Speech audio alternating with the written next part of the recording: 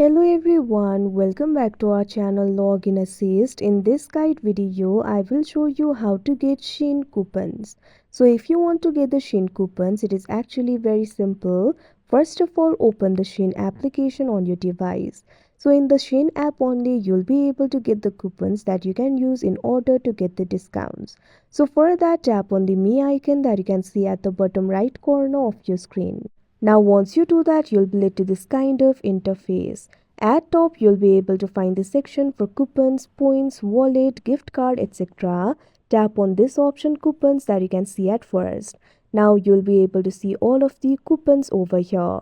You can simply use these coupons in order to get discounts while shopping on Shein. Likewise, if you want to get more coupons on Shein, make sure to check the Shein application time to time. Shein application offers you a lot of coupons time to time, so make sure to be updated. After you do that, you'll be able to get the coupons. Likewise, you'll also be able to get the Shein coupons from other platforms as well. So for that, launch open any browser of your choice.